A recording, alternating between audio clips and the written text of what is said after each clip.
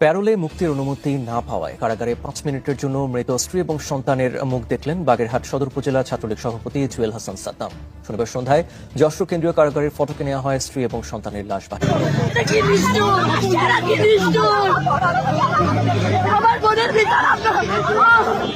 একটি ছোট্ট শিশুর নিথর দেহ আর একজন স্ত্রীর নিঃশব্দ বিদায়।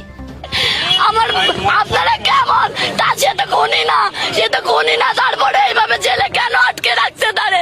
আমার একটা ভাগ্নে। স্ত্রী সন্তান দুজন মারা গেছেন। স্বামী ছাত্রলীগ নেতা সাদ্দাম জেলে। পরিবার হাজারো চেষ্টা করার পরেও প্যারোলে মুক্তি পায়নি সাদ্দাম। পরে বাধ্য হয়ে পরিবার, স্ত্রী ও শিশু সন্তানের দুটি মরদেহ অ্যাম্বুলেন্স করে কারাগারের ভেতরে নিয়ে যাওয়া হয়। এ সময় সাদ্দামকে মাত্র 5 মিনিট সময় দেওয়া হয়েছে। তখন সাদ্দাম তার স্ত্রীকে শেষবারের মতো ছুঁয়ে দেখেন এবং জীবনের প্রথমবার নিজের শিশু সন্তানকে মৃত অবস্থায় কোলে তুলে নেন। ধিক্কার জানাই এমন বাংলাদেশকে, যেখানে একজন বাবা মাত্র 9 মাস আগে তার জন্ম নেওয়া সন্তানকে একবারের জন্য কোলে নিতে পারেনি, তার সন্তানের চেহারাটা দেখতে পারেনি। তার স্ত্রী মারা গিয়েছেন, আত্মহত্যা করেছেন, নিজে আত্মহত্যা করেছেন, সাথে সন্তানটিকেও মেরে ফেলেছেন। আর সেই স্ত্রী এবং সন্তানের জানাজা তিনি দিতে পারেন নাই, তাদেরকে মাটি দেওয়ার সৌভাগ্য তার হয় নাই, কারণ তিনি একজন ছাত্রলীগ নেতা।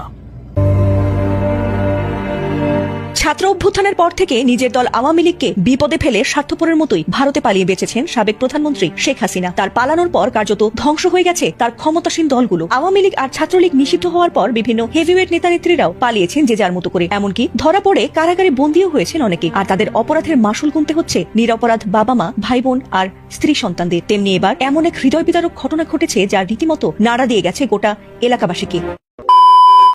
আসসালামু আলাইকুম রহমতুল্লাহ। সবাই কেমন আছেন? আশা করি সবাই অনেক অনেক ভালো এবং সুস্থ আছেন।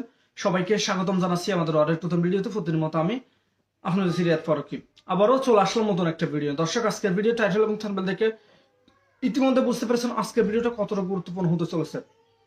দেশে যে রাজনৈতিক চলমান পরিস্থিতি চলতেছে তার ধারাবাহিকতায় আজকের ভিডিওটা আপনার মাঝে তুলে ধরার চেষ্টা করেছি।